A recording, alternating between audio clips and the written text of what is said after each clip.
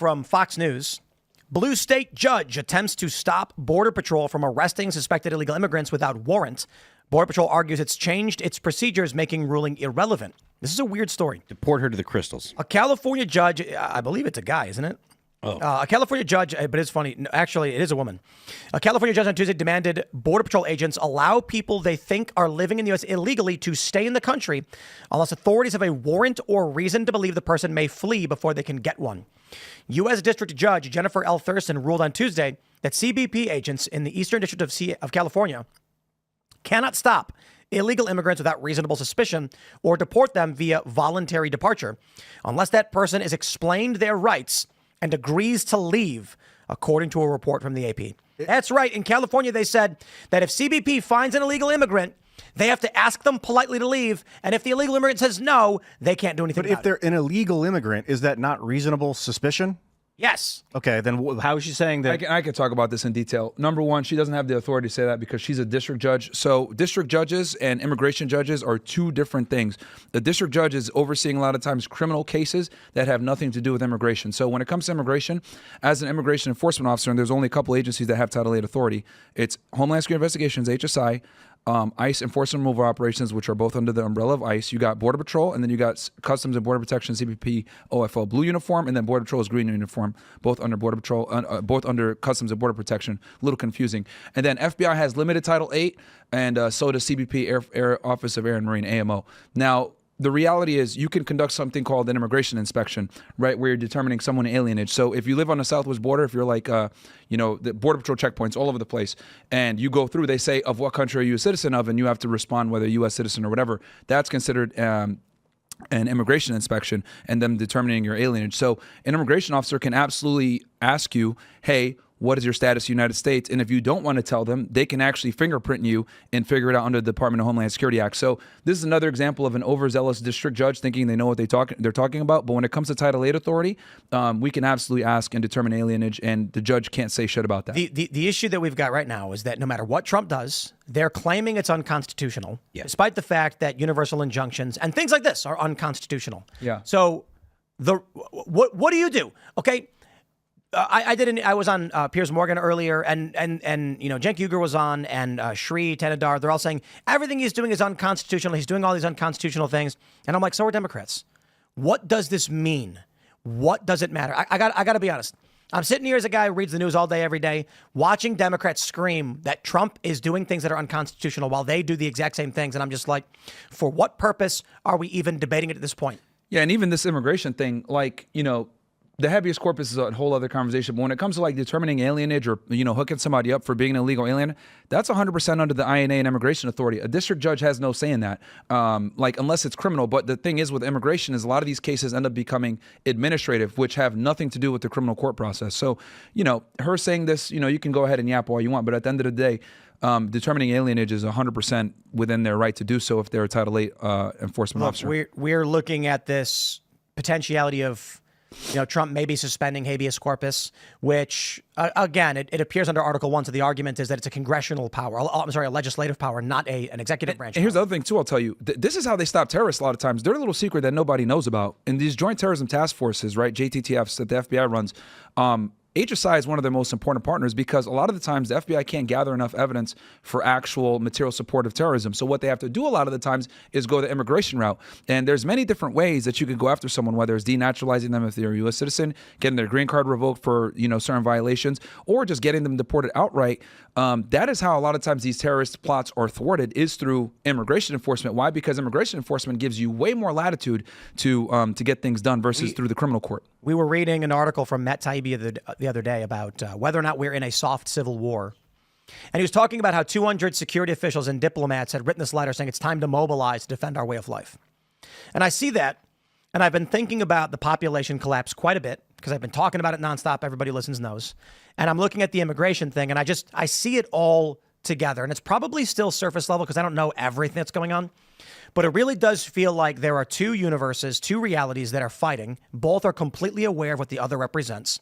The Democrat side is the law is what we deem it so. These are the textualists of the Constitution. This is whatever is written there as we interpret, as opposed to what did the founders mean. And their worldview is there's not enough people That's a good thing because climate change is a bad thing. And you shouldn't have kids. You should get abortions. But also, we're going to open up the border and flood the country with millions upon millions of illegal immigrants, which will fundamentally alter the moral tradition and foundation of the United States. Then there's Trump. America is great. We have these structures in place. Here's what they mean. Here's what they meant. And we will use what powers we have to defend this country. The problem is both sides represent there's an end to the United States. And it's not that Trump is doing something or, well, I'll put it this way. What Trump is doing is desperately trying to pull the plane out of a tailspin and stop us from crashing. What the Democrats are doing is saying, you're already cooked.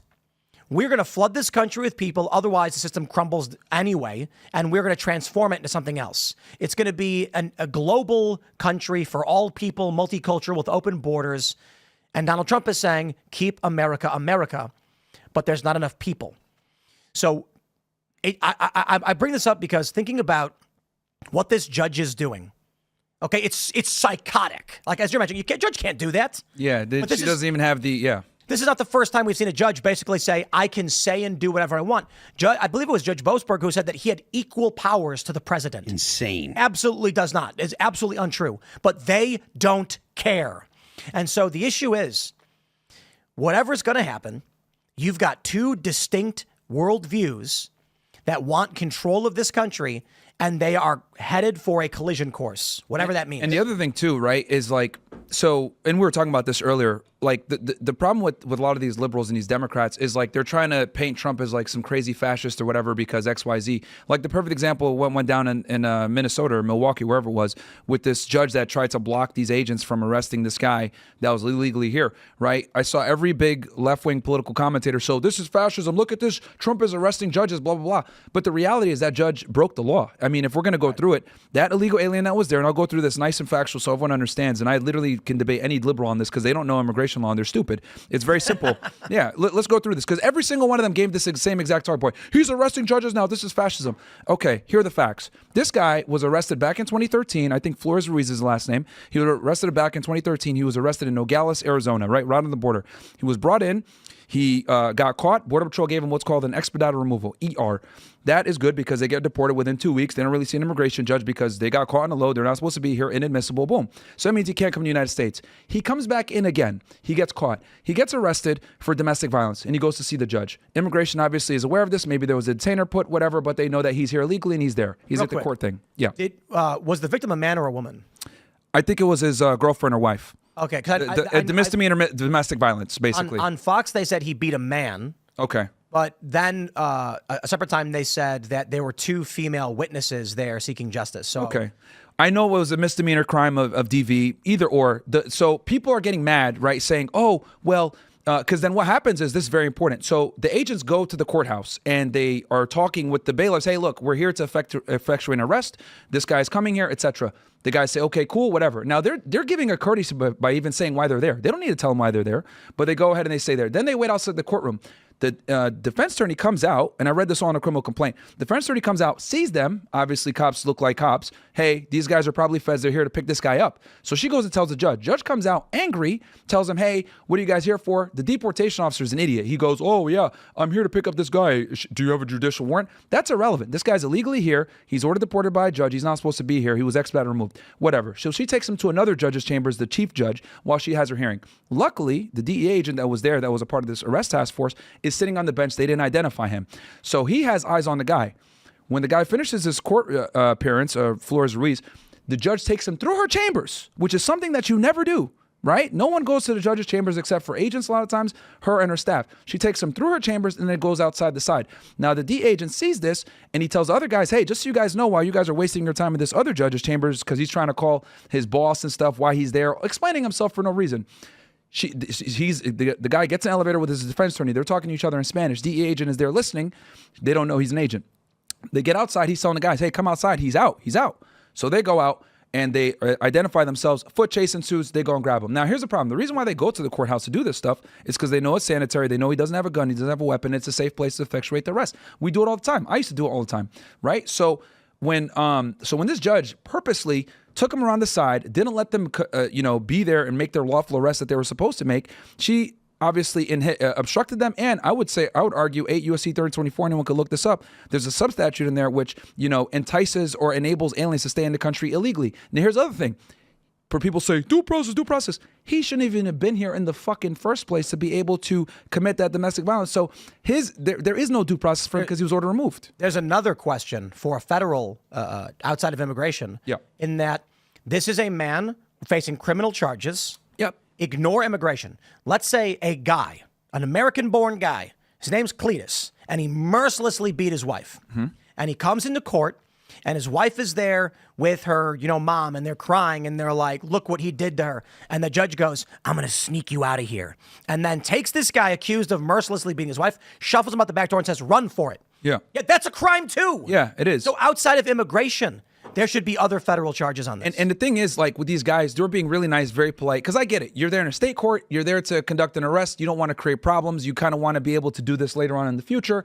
But the judge got in the way and obviously obstructed. So 100%, she's in the wrong. She deserves to go to jail for that. And all these, Democrats are going wild because literally, dude, it's like they all gave the same talking point. Trump is a fascist. He's arresting judges now for doing their jobs. They're standing up for due process, blah, blah. But what they don't understand is that guy didn't deserve due process because he shouldn't have been here in the first place. No. The Democrats don't get this. They're Hold idiots. on. This is the gaslighting, okay?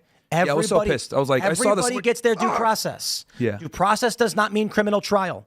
Due process, legally defined, is the fair treatment under the law. Illegal immigrants get fair treatment under the law. Yep. An ICE agent will stop them and say, I have reason to believe you're not a citizen. Can you show me some ID? If they can't, they say, okay, come with me. We're going to come and check out who you are. Turns out he's not a citizen. Expedited removal. You don't even go to a judge. Well, here's the thing. If you got ordered expedited removal, I don't even got to do all that. I just take them. And that's what I'm trying to say. You Like put them on a plane, though, right? Yeah. But the ICRO guys that were there, like, look, I get it. They were trying to be polite and professional, but honestly, they didn't even have to let him go to court. If it was me, if I was there and I was leading that team, I would be like, I'm just taking him. Like, this judge is being a pain. She's trying to distract us. I'm just taking him. You guys can't do anything about it. This is the important thing here. The media, I believe, has successfully gaslit the Trump supporter base and conservatives into believing that due process means jury trial. Oh yeah, due process might be no jury. It's just whatever the righteous legal path forward is the due process. Exactly. Whether that's trial or no trial. So now I'm hearing from all these conservatives saying he shouldn't get due process. No.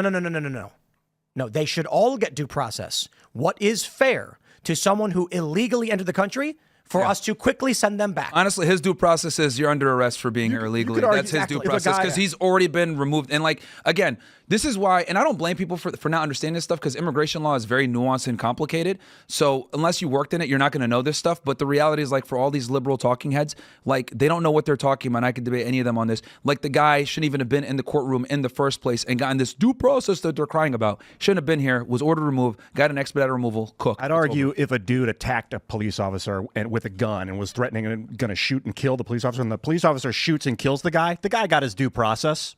That's exactly what was supposed to happen legally to the guy if he was threatening the life of a police officer. It's not quite. That's a form of due process. Well, I'm gonna half agree with Ian. I understand the point he's trying to make. Yeah. That are you treated fairly under the law?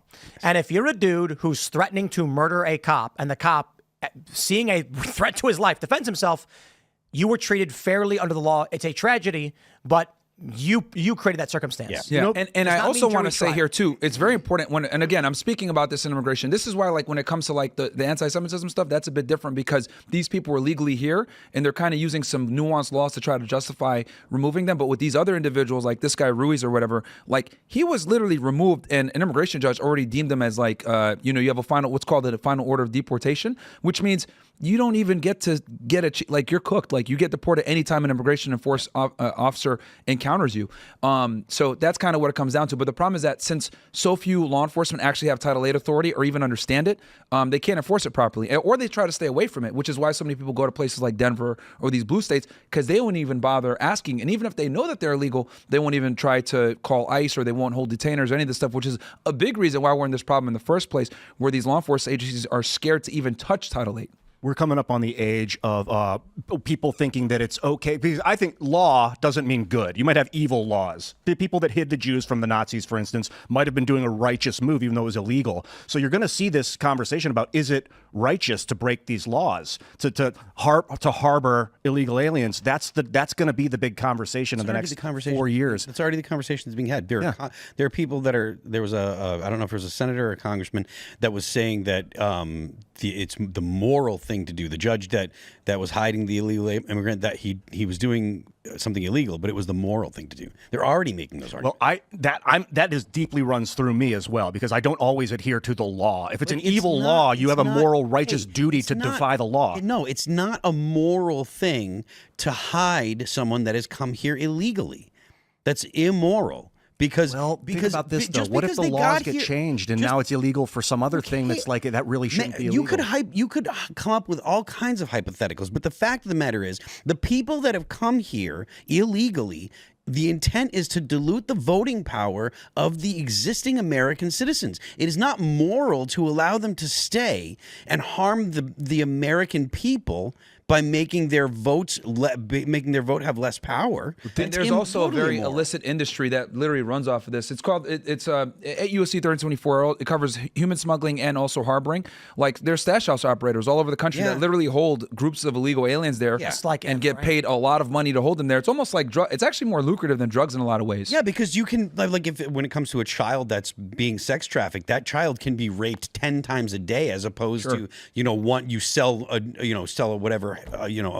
Some coke, and they'll take. Yeah, human smuggling is a very lucrative business. And the thing also that I need people to understand when it comes to like illegal aliens, a lot of people say, well, they're just trying to come here and find a better life. What people don't understand is, okay, let's assume they're coming in here and they're trying to live a better life. They're still funding and helping operate an illicit multi-billion-dollar business that facilitates the illegal movement of people into the United States. Yeah. That also goes into other crimes as well. People you can't come to the United States without funding a human smuggling organization to some degree. People need to watch The Sound of Freedom again, like rewatch that. Oh, that intro is I watched it a couple weeks ago, and it is horrible. And there is far too much bad that comes with illegal immigration than to ever think that allowing them to stay is moral. Well, I'm thinking about this girl if you send them out. Got deported. That scene where Wiesel says he quotes the Bible as he's catching the predator. Yeah, like, that movie was fantastic. Well, yeah, the guy that Tim Ballard used to be an HSI agent. Yeah, of course.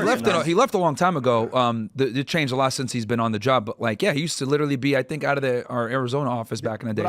When I'm going hard on the legal stuff, I just Phoenix maybe. Okay. Sorry, go ahead. He's great, by the way. We interviewed him on this show. Yeah. He's a phenomenal human being. The girl that got deported for being anti-Semitic. Now that is like, they just made that illegal. The one out of Somerville, right? I guess it's out of Somerville. They passed a law like a month ago or something. Yeah, that's crazy. That's not what they used. What did they do? They cited their authority under the INA to deport anyone they deemed a national security threat. That's it. It's I think the statute that they're using, Marco Rubio is using one where any alien that allows them that makes foreign policy more difficult for them we went over this bill because what happened was I got it wrong. I thought it was I can't remember the section numbers, 273 or something, that states that they can at any time revoke a visa, and then we actually fact checked it, and it was like 3 something of the INA that states. I think it's a foreign policy one. It's under 237A of INA. It's something like that. Yeah. The specific provision is if they pose a threat to U.S. national security. And that's like, if someone's like, I don't like the way Saudi Arabia is cutting people's hands off. They're like, well, we need Saudi Arabia to defend the Red Sea and the Gulf of Aden. So you're a national security threat by saying that out loud. Now in that example, right, I would agree with you because they're going. So that's not a good thing for American free speech. Why? Because you have the right to criticize Israel and Saudi Arabia and any of these. Foreigners do? Even if you're at war. I mean, technically, you're supposed to still be allowed to at war. Yeah, there's case law that protects foreigners for political speech. Not ever going to be okay with allowing foreign people to come to our country to dictate by protest what we do. Just think, listen. Just think about it is legal. Think about there's sorry, I'll let you finish. Well, just think about how the freedom of speech is actually protected in the Constitution. It says Congress shall make no law abridging the freedom of speech. Congress isn't making a law. They're saying we're revoking your visa.